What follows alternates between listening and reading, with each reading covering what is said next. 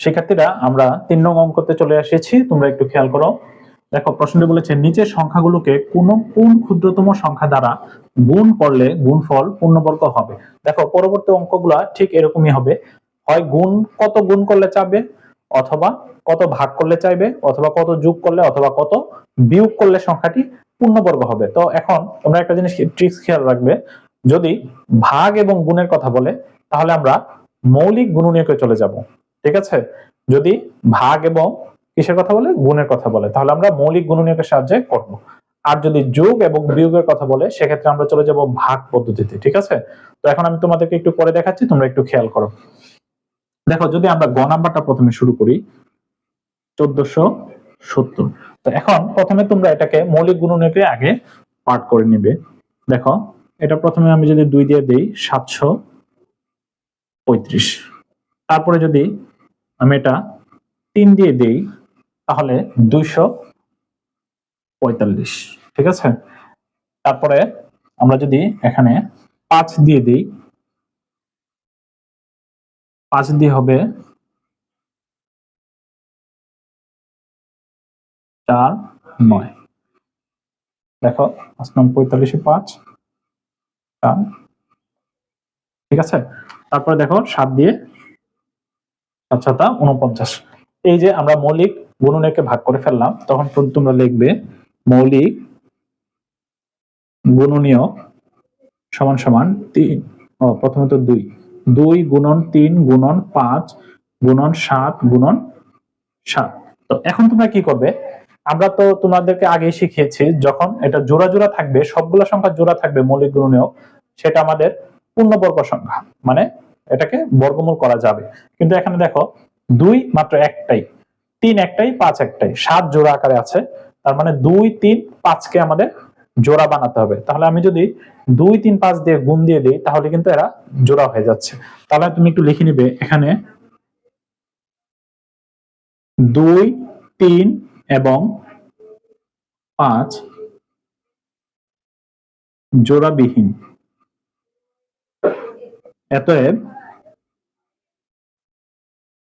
সংখ্যাটিকে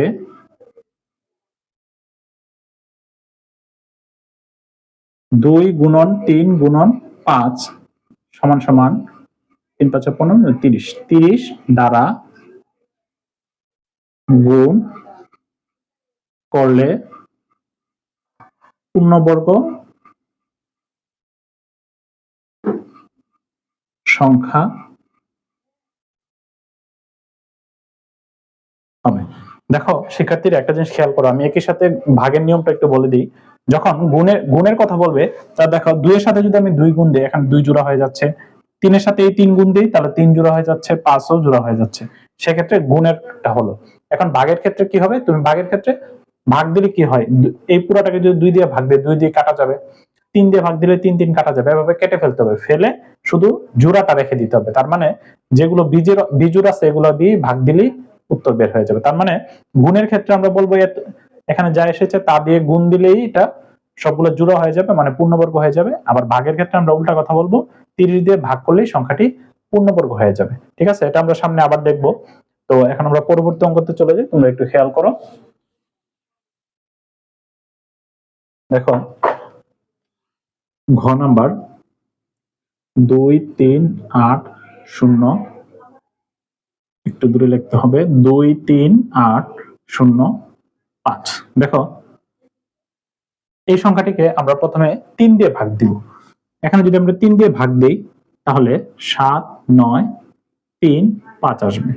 তারপরে এখানে যদি আবার আমরা 3 দিয়ে ভাগ দিই, 3 দিয়ে ভাগ দিলে আমাদের আসবে 2 6 4 5। তারপর যেহেতু এটা 5 এর গুণিতক, তাহলে আমরা আবার 5 দিয়ে ভাগ দিব, 5 দিয়ে ভাগ দিলে আসবে 529। এখন দেখো এখানে 529 আমরা জানি, আমরা একদম প্রথম দিকে একটা অঙ্ক করেছিলাম, এটা হলো 23 এর বর্গ। তাহলে এখানে 23 গুণন 23। তাহলে এখানে আমাদের আগের মতোই মৌলিক গুণনীয়ক গুলো হলো 3 গুণন 3 গুণন 5 গুণন 23 গুণন 23। তাহলে এখানে দেখো তো জোড়া ছাড়া কে আছে, শুধু 5। তার মানে এই সংখ্যাটিকে আমরা যদি 5 দিয়ে গুণ হয় তাহলে এখানে 5 একটা জোড়া হয়ে যাবে, তার মানে উত্তর হবে 5। সংখ্যাটিকে 5 দিয়ে গুণ দিলেই সংখ্যাটি পূর্ণবর্গ হবে। যদি অঙ্কটি ভাগের মধ্যে আসে তাহলে বলবে সংখ্যাটিকে 5 দিয়ে ভাগ করলে সংখ্যাটি পূর্ণবর্গ হবে। তাহলে এখানে উত্তরটা কিভাবে লিখবে, এখানে 5 জোড়াবিহীন, সুতরাং 5 দ্বারা গুণ করতে হবে। ঠিক আছে, উত্তরটি শেষ হয়ে গেল। এখন আমরা চলে যাব পরবর্তী অঙ্কতে।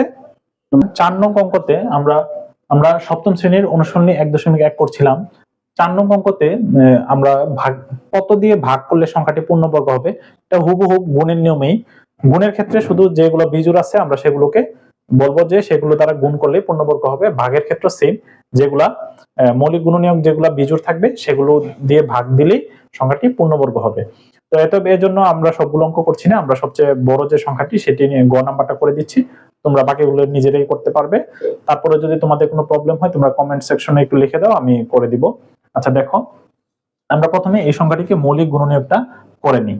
তো দেখো, এটাকে যদি আমরা প্রথমে যেহেতু এটা জোড় সংখ্যা, আমরা এটাকে 2 দিয়ে ভাগ দিব। 2 দিয়ে ভাগ দিলে দেখো এখানে 21,952, তাহলে 10,976 আসবে। তারপরে আমরা যদি আবারও 2 দিয়ে ভাগ দিই তাহলে 5,000 তো আসবেই, 5,488 আসবে। তারপরে আবার যদি আমরা 2 দিয়ে দেই, দেখো 2 দিয়ে দিলে এখানে 5,488 আছে, তাহলে 2744। তারপরে দেখো আবারও যদি আমরা 2 দিয়ে দেই তাহলে কত আসতেছে আমাদের 1372। তারপরে এখানে যদি 72, এখানে এখনো জোড় সংখ্যা আছে, তাহলে আমরা আবারও 2 দিয়ে দিব। আবার যদি 2 দিয়ে দেই তাহলে আমাদের এখানে 1300 আছে, তাই না? তাহলে 686 আসবে।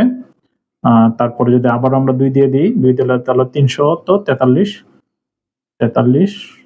তারপরে এখন তো আর 2 দিয়ে যাবে না, আমরা 7 দিয়ে দিব। 7 দিয়ে দিলে এখানে আসবে 49। তারপরে 7 দিয়ে আবার দিলে 7 7 49। তো সেক্ষেত্রে এখন দেখো মৌলিক গুণনীয়ক গুলো হলো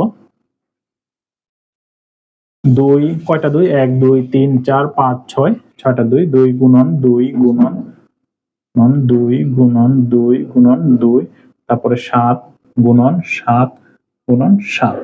তাহলে এখানে দেখো আমরা একটু জোড়াগুলো মিলাই, এটা জোড়া, এটা জোড়া, এটা জোড়া, এটা জোড়া, শুধুমাত্র একটা 7 হলো এখানে বেজোড়। তো আমরা এখন উত্তরটা বলবো, এখানে 7 বেজোড়, যেহেতু 7 বেজোড় তাই 7 দ্বারা ভাগ করলে সংখ্যাটি পূর্ণ বর্গ হবে। তো তোমরা আশা করি বুঝতে পেরেছো ভাগ এবং গুণেরটা। আমরা এখন পরবর্তীতে চলে যাব যোগের নিয়মটিতে।